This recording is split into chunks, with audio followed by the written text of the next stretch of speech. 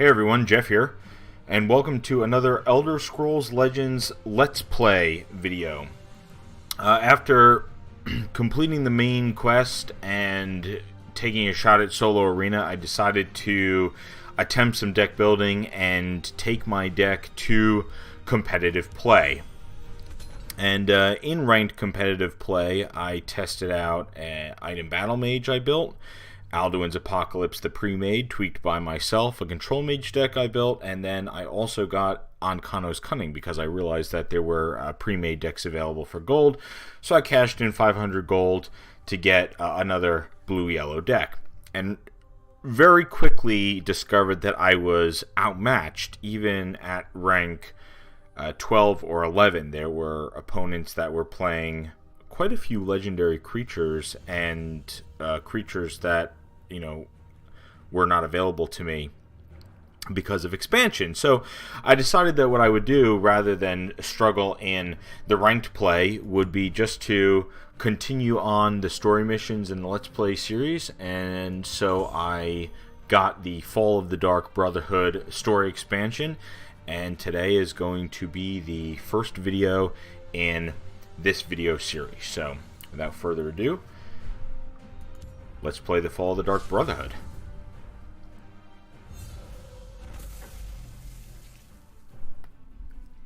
Oh, this is cool. So there's a normal and master difficulty, so you can play through all the missions twice. Would have been really neat if they introduced a harder difficulty for the main quest, although I suppose with most of the missions being tutorial missions, that actually wouldn't make a whole lot of sense, huh? Into the shadows. It is a dark night, Kele. This one would have another story to fall asleep to. What became of your forgotten hero? I have only a dark tale for a night such as this. One with no heroes at all. It began when a mysterious merchant named Uther Mir sought to make the one you speak of his agent. Come in, traveler. I'm so glad you got my invitation. I've been watching you for some time, and I think you are just the person I need. I warn you, this task will be bloody, but the cause is just. It concerns an infamous band of assassins known as the Dark Brotherhood. The Brotherhood is a foul death cult, worshipping a living corpse known as the Night Mother. Some years ago, my daughter, the poor misguided girl, murdered her own mother in order to gain their favor. She claimed to be recruited by the Night Mother's listener herself. Later, I learned that my daughter too had died pursuing this violent life. For years I have sought this listener, but she is elusive. I want you to infiltrate the Brotherhood, find her, and lead me to her. Together, we will ensure that no other family suffers the same fate as mine.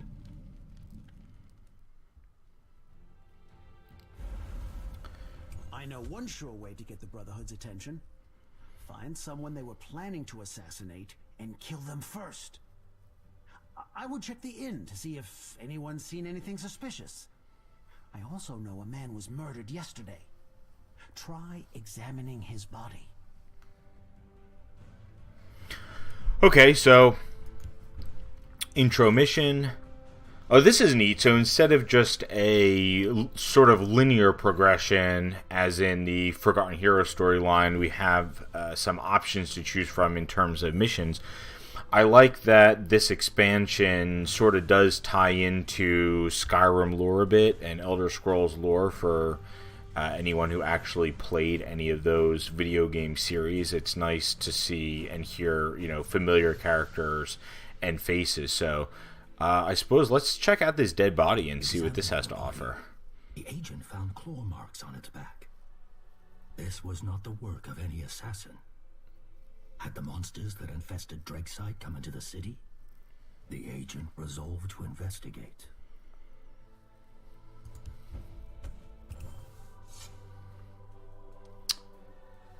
Okay, so for completing this mission, we get play a set of daggers in the dark. Equip a steel dagger to a random friendly creature in each lane. Okay. Wait. Examining the body, the agent... Oh, that was it. It was just a story component.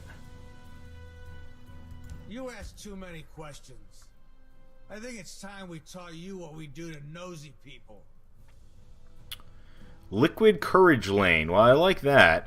When a creature takes damage here, give it +2/+0. Sure, so we want to play a deck that has creatures with high toughness. That way they will stay alive as they take damage, and then also get the bonus of the attack power. So I played around and developed a couple things. I think the deck best suited to this is probably the Control Mage deck, and I say that because we have things like a Hive Defender in here. Again, my card collection is extremely limited, so if you're watching this and you have a fully unlocked card collection and you're not, you know, playing as a level, I think I just got to level 8 or something like that.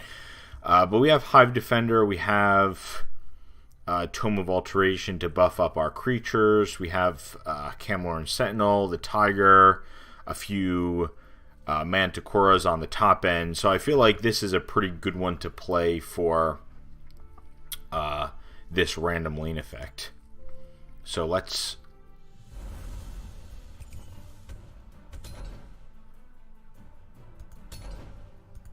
play the Control Mage deck.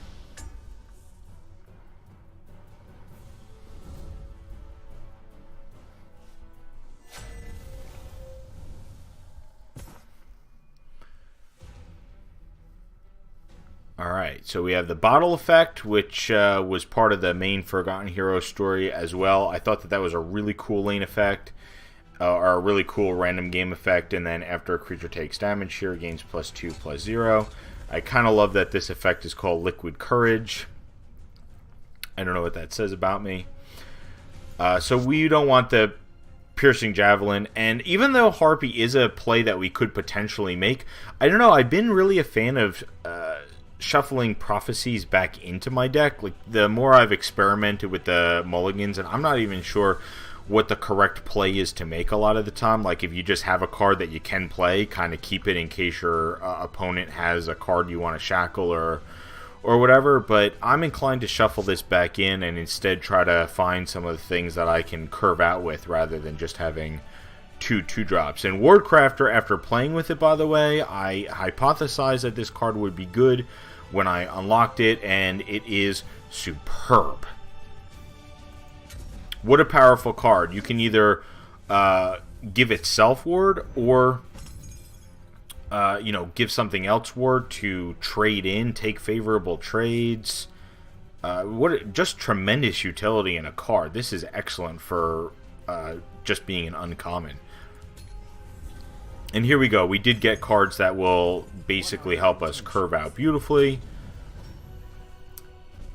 This card has been extremely annoying to play against. Now, having the bottle hit that would have been excellent. I actually don't even think...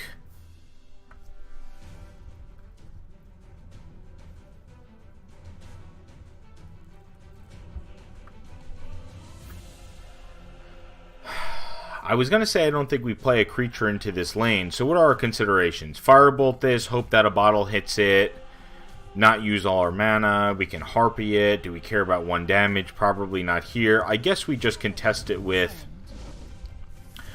the Wardcrafter and hope that we get lucky with some bottle action these next few turns. Alright, we did there. Okay. I await your command. Alright.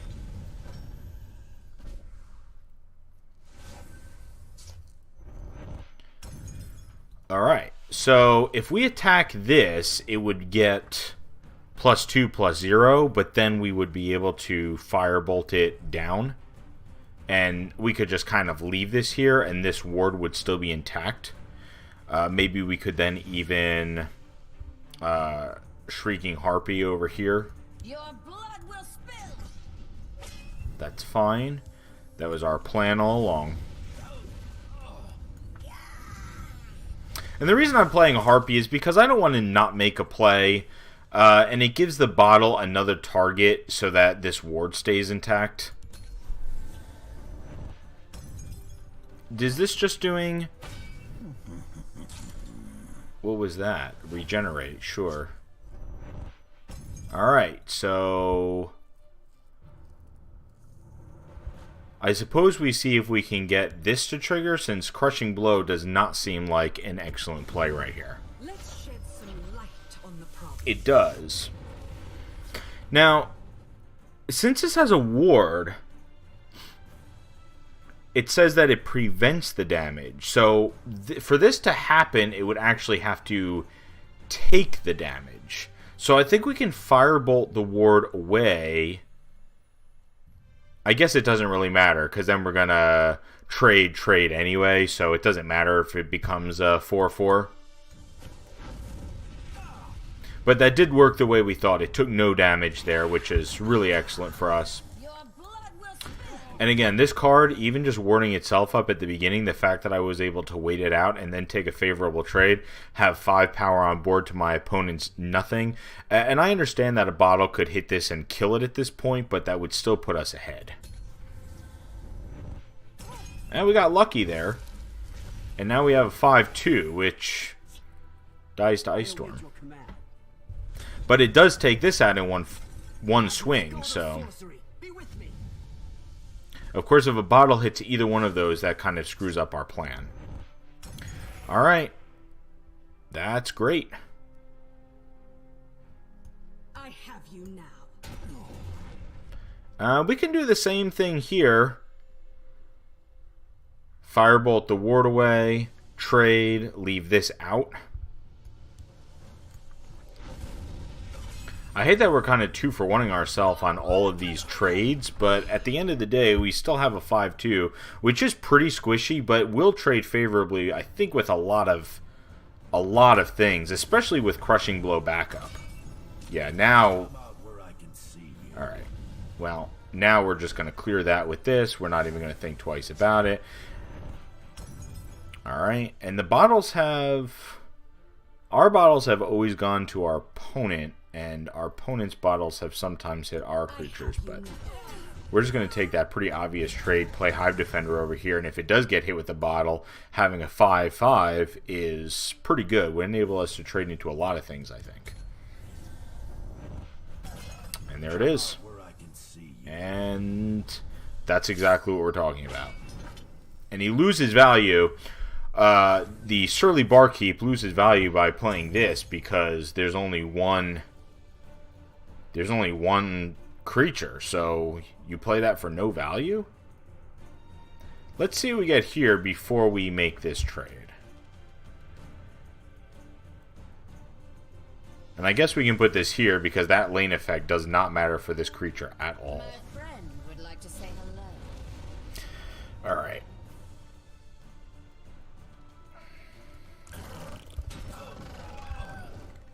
Yeah, I'm fine with this.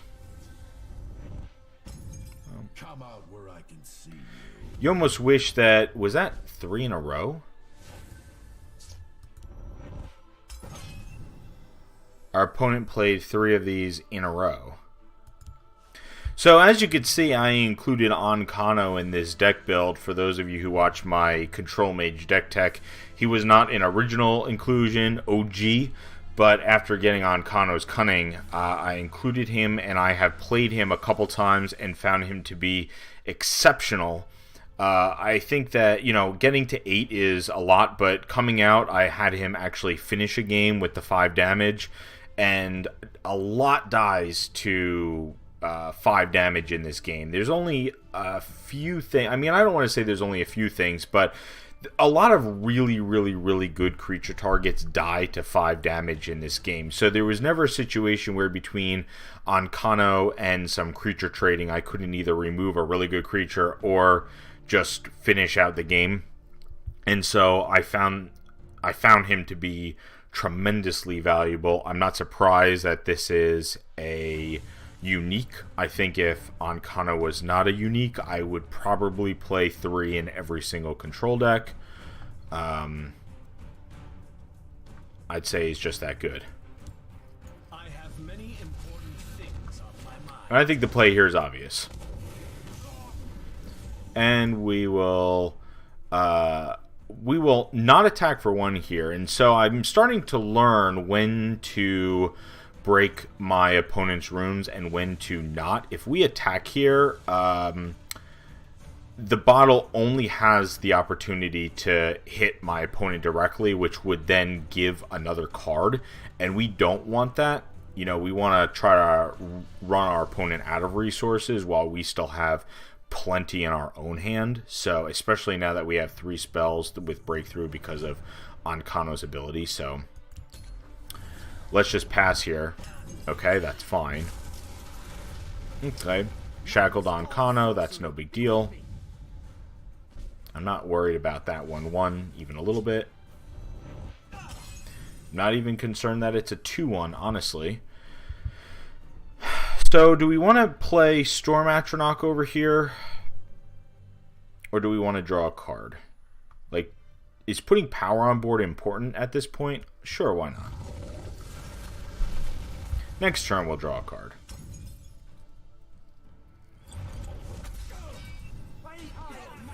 Well, maybe I should have been worried about Ankano, but I suppose now... Oh, now we're totally good. And next turn, this would give my opponent a card anyway, so maybe we just attack. Let's draw first and see what we get. We'll put this over here again, because this lane effect means nothing to Elusive Schemer. Alright. Still rolling with the base version of this card, although in Soul Sight, I did realize with the upgraded version of... I'm sorry. And I have to say I'm quite impressed.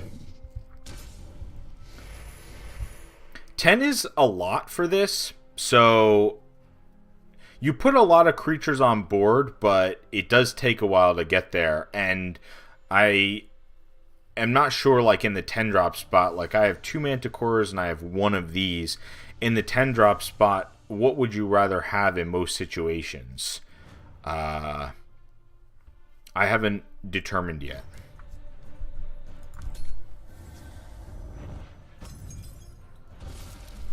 And again, we attacked there because at some point we do want to win this game, and we have 10 power on board. Well, not anymore. We had 10 power on board with 6 in hand, so... Magnus, god of sorcery, be with me. Another one of those, no problem. And now our opponent is out of resources. Alright.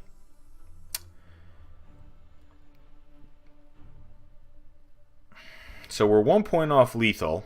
If we had a lightning bolt instead of a second crushing blow, we would have lethal.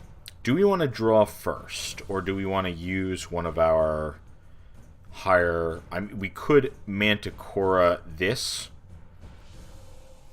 I think that's the play we're likely to make here. Ice Storm is really bad because Ice Storm will hit this and make it more powerful, and...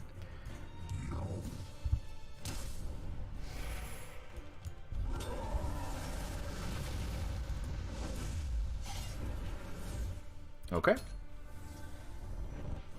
Sure. Shall we begin? Okay. Our opponent does have an action to go with it, but that doesn't matter. We take the win.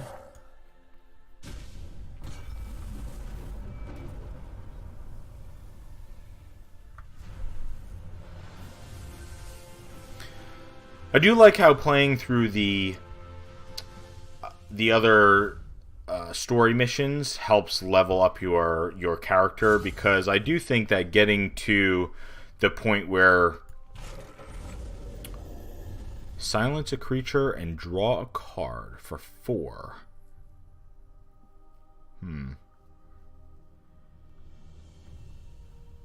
Knife to the throat. I mean, I like the card title, but I feel like there are other things in the game that silence creatures that I do like a little bit more, like that purple Argonian that silences something for 5. I think I'd rather pay 1 more to have the body on board plus the flexibility, but that's just me. Maybe this goes only in an action deck. Alright, you win. There's a man who says, "Hail Sithis," when he's in his cups. He scared me more than you do. But not anymore. He lives on the east side of town. All right. Well, let's check out what this other starter mission was. Surveying the shanty town, the agent heard a muffled cry from within a boarded-up home. But before they could investigate, Drakesite's fearsome residents fell upon them. Each player starts with 3 special supports? Whoa, that's cool. So here's something. In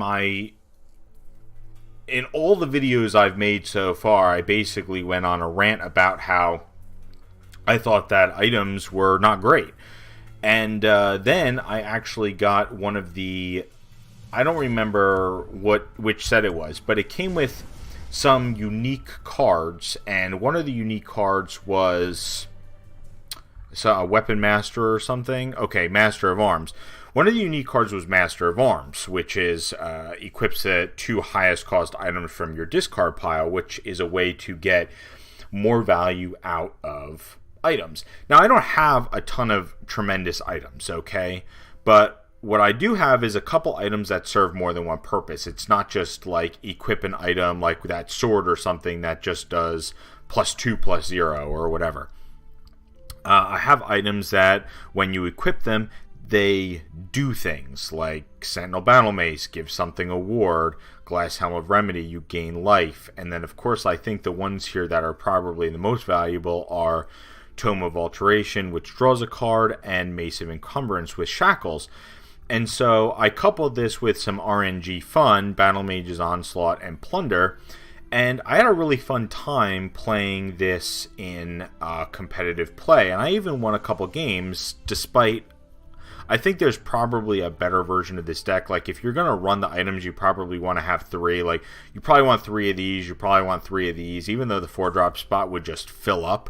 Because this essentially, as far as I can tell, serves as a combo deck. You want to play a bunch of little stuff and then equip it with items and cash in the little stuff and the items, and then obviously drop a Master of Arms and get some 3-for-1 value out of that card. And so I by no means am I suggesting that this is the optimized version of this list. I don't think it is at all.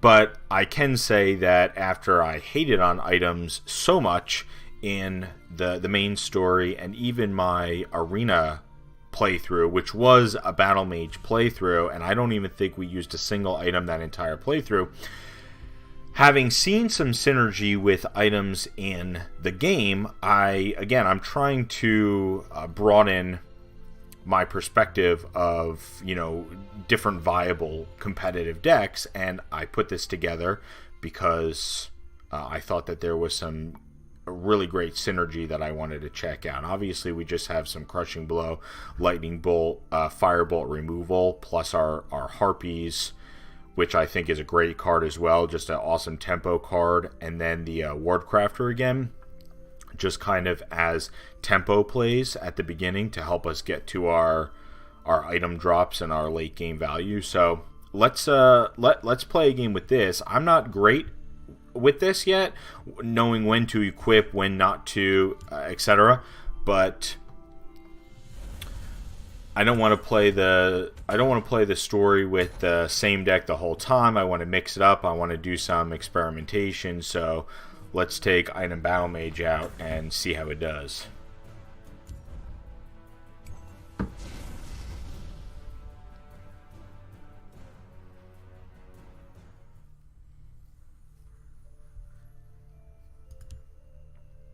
That was a misclick on my part. It was a total misclick. Got real excited to see the deck I built again.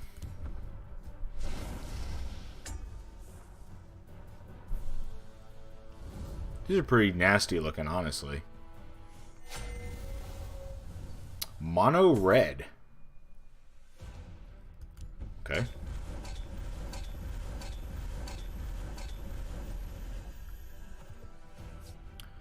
We have a 1-drop that cycles, a 1-drop removal, and then a 3-drop. Probably going to keep the 2 pieces of early removal and or cycling, and ship this.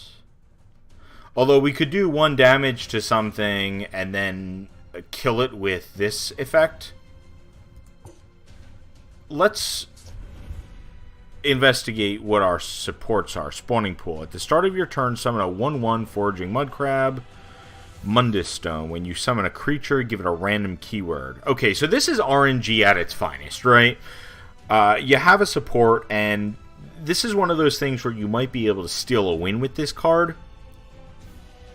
I'm not sure if it's good. And then friendly creatures have +1/+1. I believe we actually have some decks that have support destruction. So if we don't win this match the first time, I believe we're going to tech a deck specifically to defeat this opponent.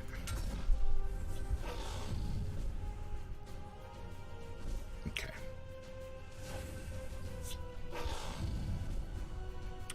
Well, we don't need to do anything because these creatures can trade, so there's no reason to waste any of these effects. We will just pass.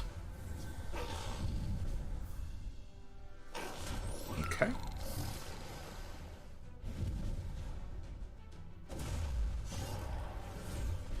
So it killed its own ward, but it is a 4/5, which is kind of a big deal. This is a guard again, which is excellent. So we could rapid shot this ward away. We could...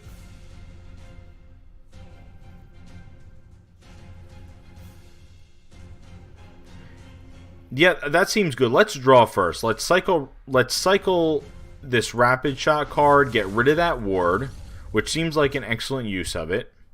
Okay. Then maybe we do use the firebolt here just to prevent ourselves from taking 4 damage next turn. I don't know how great that is, but it seems okay.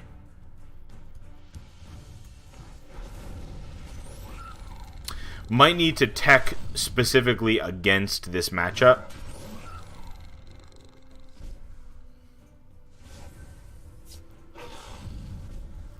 Okay.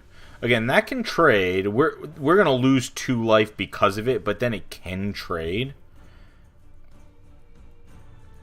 This would get guard when equipped with an item, so we can put this here and then next turn equip it, which I don't hate at all.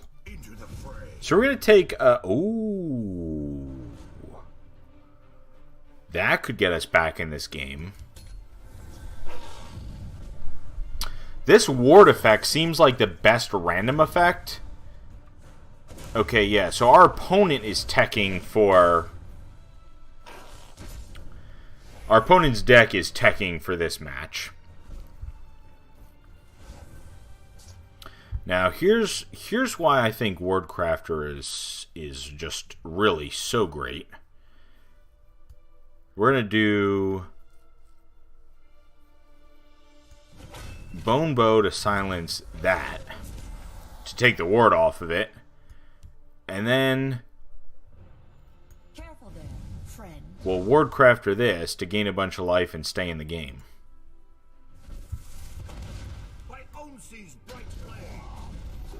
And then we actually can take the double trade here. It's tempting to wait, right? Because if our opponent doesn't take any trades, we can get even more value out of another Wardcrafter next turn.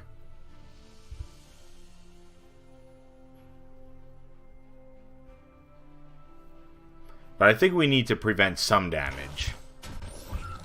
Your blood will spill. So maybe like this.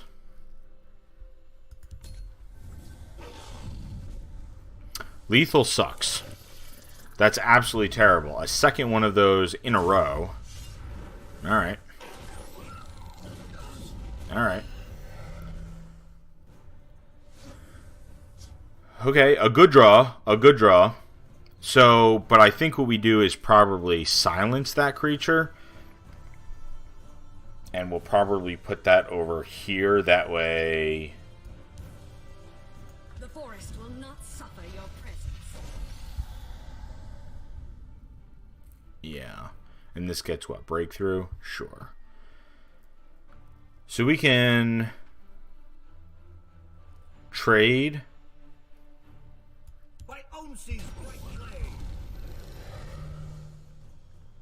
Not play anything.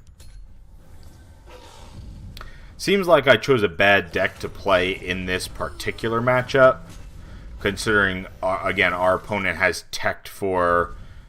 Their deck is obviously teched for this matchup, and ours is not. That's good, but not great.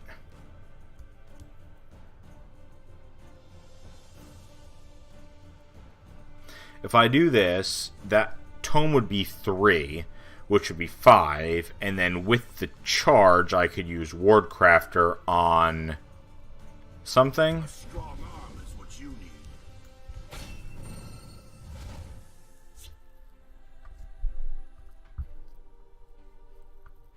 By Onsee's bright blade.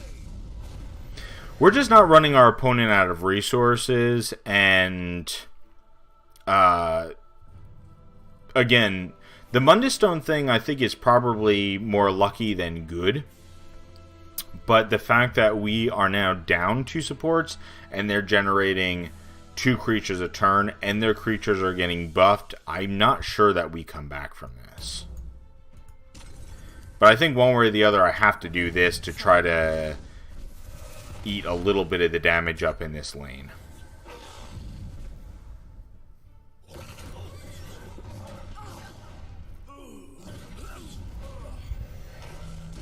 Okay. Okay. Bunch of stuff that has Drain. And Ward again. Ward seems like the best thing that you could possibly roll off of that Mundus Stone. By so much, it's not even funny. Your blood will spill. We can get some value out of this here by breaking up that ward. Okay. Put this over here. Ward, see, well, we can maybe double trade, but I think we're kind of so dead at this point it doesn't even matter. Our opponent takes this trade easily. They're left with a 4-6. That's not great. Let's just pass turn and see what happens, but I think we probably chose the wrong deck for this match, and it seems completely reasonable to build a deck specifically teching against all 3 of these supports, so...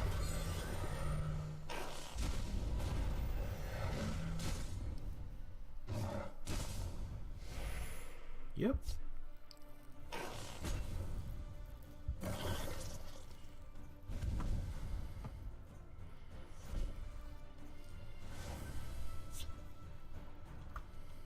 Do your worst. So we'll take out the biggest threat here with that, although again, it doesn't really matter. We can put this here, equip it with this, which will at least block 2 attacks here. And then... See, this is just a real problem. We have no answer to that at all.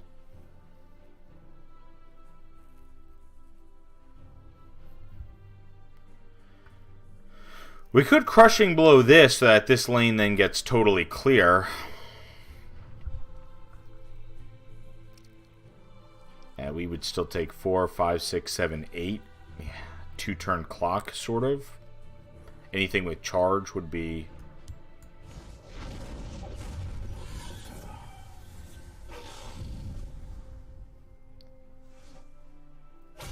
Oh.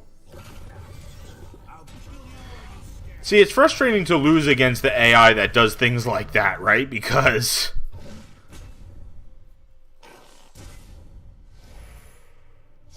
well, does that matter?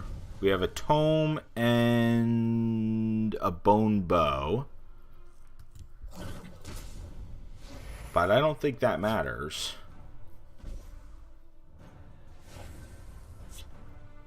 Do your worst.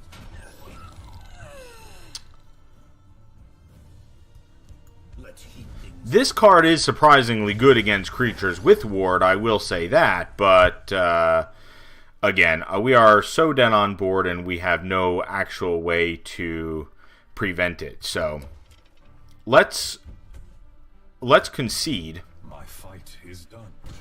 We just got wrecked. So wrecked.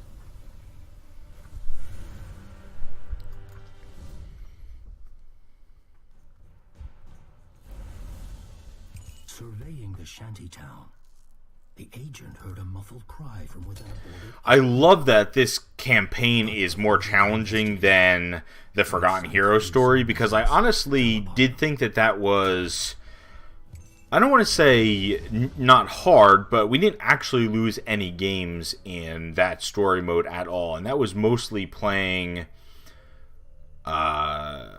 just the pre-mades and, again, with our totally beginner collection. So let's look. We do have some and I'm thinking specifically of this card right here. We have two of these: destroy an enemy creature or support. This could be good for either their supports, or again, maybe we just have a creature that we don't have an answer to. There was another card I think we unlocked.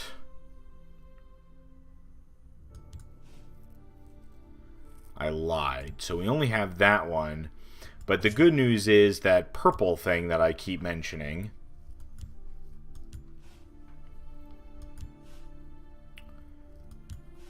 We need to find it. This thing also destroys an enemy support.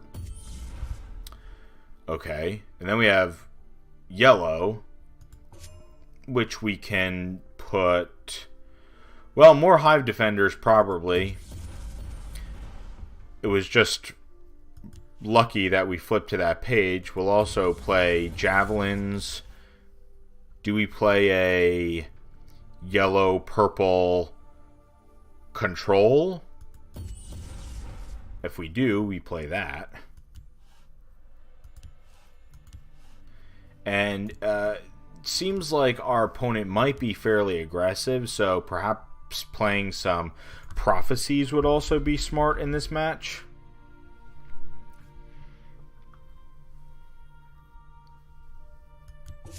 Let's see what we have available to us. Like, this one is good to give something guard, because having, like, putting a creature out with guard while we still have that random effect thing means that it would have to roll with something that wasn't guard, so it just increases the odds of us getting something else. And this thing to silence a creature seems great. So let's run a bunch of, oh, we have a ton of 4-drops. Well, that's it with 4-drops.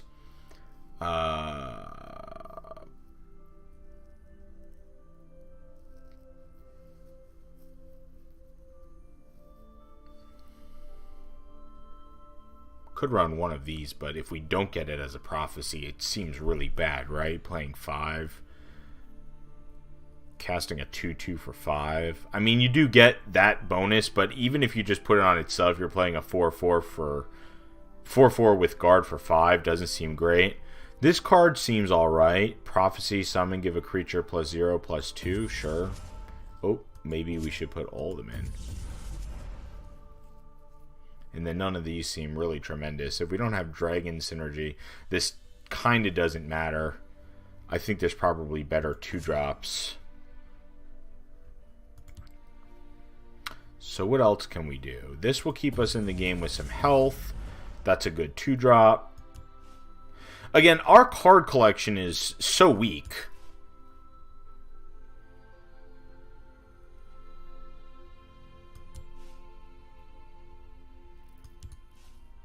We need double the cards that we have now. This seems like a good control card.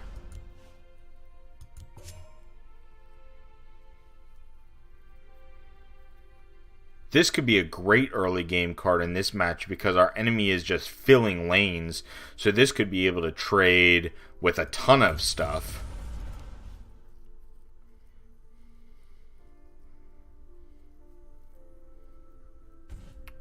Now we want some 3-drops, honestly.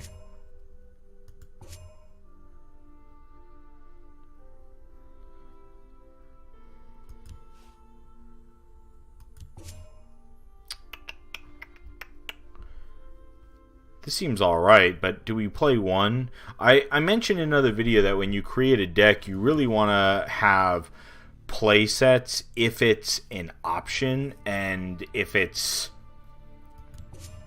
not an option, you might just want to find something better to play. This actually could be really good here because, again, if something rolls with ward or something and then we give it guard as well, that could be really helpful in this matchup, just preventing the onslaught of our opponent's creatures.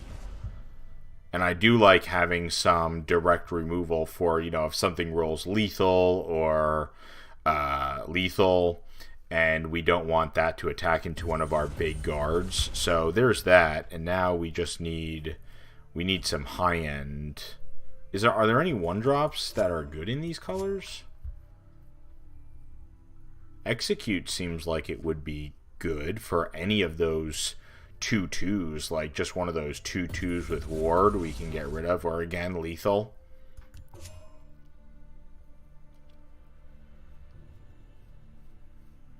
This has lethal to start. I don't know if that's what we wanted to be doing. Alright, so let's look at 5, 6, 7. Let's look at the high end of our curve. So I don't know if we've teched tremendously for this matchup, but I think we teched okay.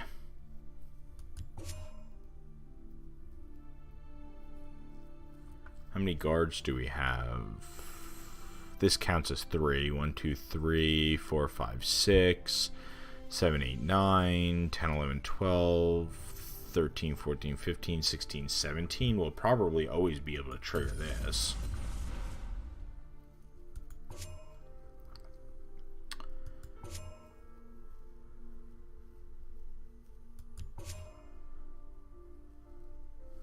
Drawing a copy of a crappy creature is probably crappy, right? But I don't know if we have better moves necessarily.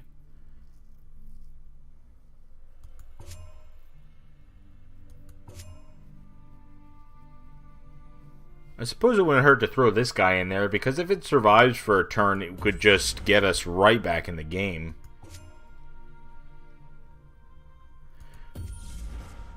So maybe we do have to throw some less than desirable cards in here, just because we really don't have another...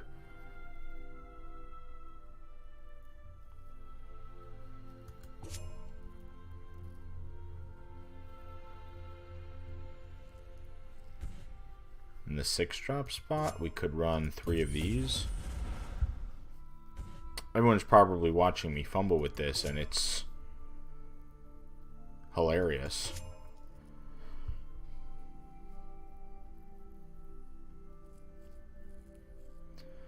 And this also kills their minions, right? Alright, there's 50. What do we call this?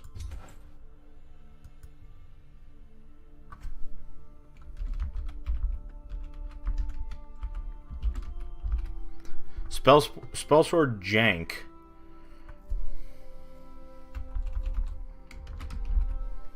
That's probably more like it.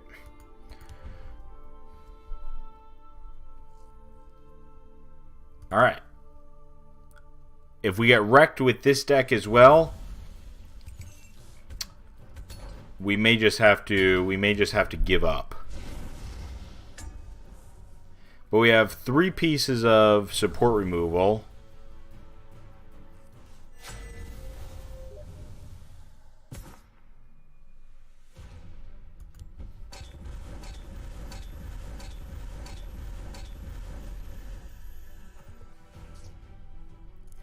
So we have 2, 3, And this kills one of their little dinky guys. So we'll redraw this 10-drop. We don't want that at all. 2, 3, 3. Okay. Sure.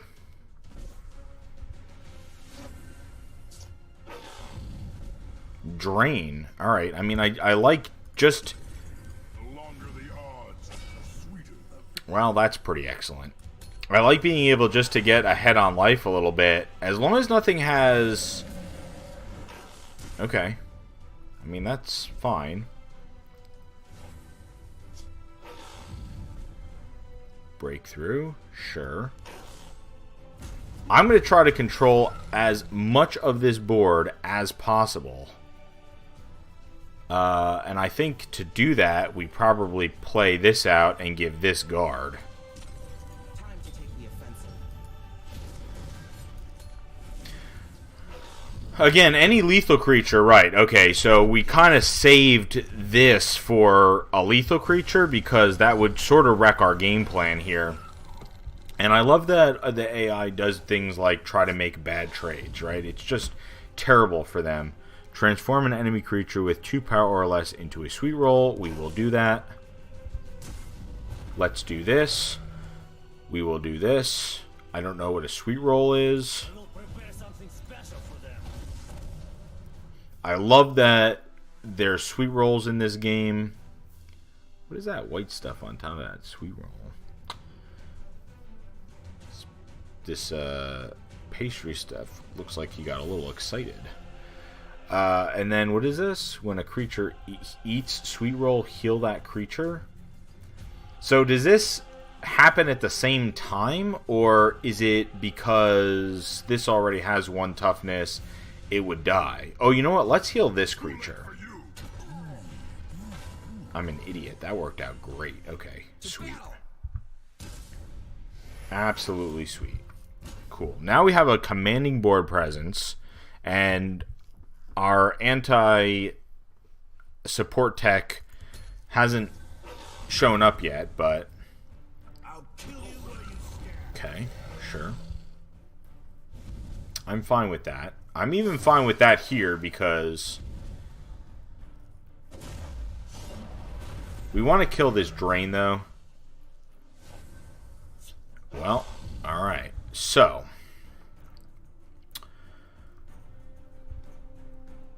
let's take some trades. Let's take some trades.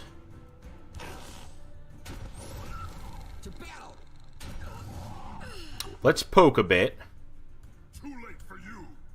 I like that. Too late for you. We'll take this trade. This trade can happen as well. We will not give our opponent a card. And now we need to figure out what the most valuable support is. Is it the buff? Is it the random thing, or the fact that they just get an extra creature every turn? I think the extra creature that just happens every turn is the most important thing. Like, we can deal with creatures that come down with buffs and stuff, but we can't deal with 2 or 3 creatures every single turn. That was the problem last game. Our opponent answered our supports and then just overwhelmed us. So look at that anti-support tech putting in work. I'm really glad that we created a deck for the sole purpose of this match. I kind of hate doing that in general. It's kind of like you build a magic deck to beat somebody else's magic deck that you always lose to, but then you're weak to 5 or 6 other decks, so it's better to just build a deck that's strong in general. This was awesome that our opponent played this armor on here, because now we just get to kill that for free. And that's excellent. We don't have another guard, so I think we want to play another guard and then next turn line this one up. Too late for you. So we can ramp with this. And we'll put it here because, again, anything that our opponents put in this lane, we can just kind of kill. And this got regenerate, which is pretty good roll. I would have liked to get drain on one of these. Yeah, see, ward is just so good.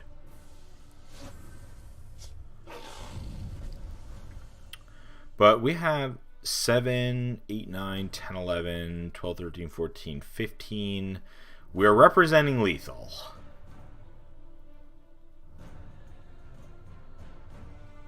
Too late for you. So let's go for it. All right. And just like that. So it looks like the control deck was the deck to play in this matchup. And again, just that one piece of support removal may have been the trick that that we needed to get through that match a little bit better. And we earned a level out of this. So let's collect our level rewards.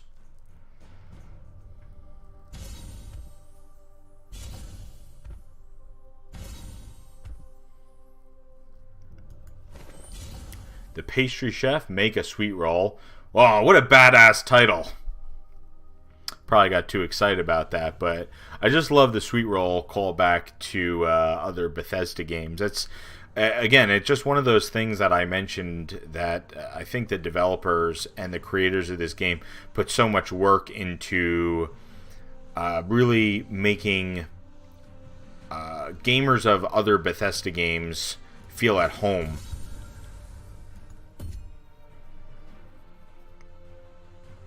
Well, if we take this, it'll give us a playset, right?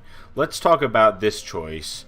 I think a 1/1 lethal is tremendously powerful because it's kind of a 2-turn removal spell. If you stick it and it survives a turn, you can kill any threat on the board. This is inherently a 2-for-1, but getting 2 1/1s for 1, like the guarantee of just getting another 1/1, I don't think is as good as the potential threat that this card poses on the board. So, again, this could be me misinterpreting the strength of individual cards in this game, but that also gives me the playset of this, so if I get any extras, it'll just be gems at that point. And by the way, gems are extremely hard to come by. This is cool. We get a rare breakthrough ward. When its ward is broken, it gains +3/+3. So you play this as a 3/3 with ward, so it can trade, and then it can become a 6/6. And like that Ward Crafter card is so good, and this is a perfect example of that. You can combo that with this to give it a ward again, and then it would get 3/3, and it would be a 9/9. Pretty nutty. And then we got a bonus card, it looks like, for beating this match. When it takes damage and survives, draw a card. Pretty cool, pretty cool. And again, this is one of those things where this trades awesome into stuff because not only does it survive multiple creatures most likely, but you also get cards out of it. So even in the common spot, I don't know if this would make the cut in a deck. This seems like it would be a really cool card to take in Arena though, because again, it just, a lot of the AI opponents were playing small stuff. So if you land something like this and can take a couple trades into little creatures and refuel your hand, seems like it provides tremendous value. So I'm going to break this Let's Play up into multiple videos. I realize that this story is probably a lot longer than the Forgotten Hero storyline, especially with all the quests in it, and I really want to make the videos more manageable and more watchable for everyone. So I hope that everyone stuck through my embarrassing defeat in Game 2, and you know, then the deck tech to defeat it in, well, technically still match 2, but Game 3. And as always, thank you for watching. If you have any feedback about my deck building or, you know, my strategy in this, what is it, Dark Brotherhood storyline, by all means, feel free. Thank you again. Take care.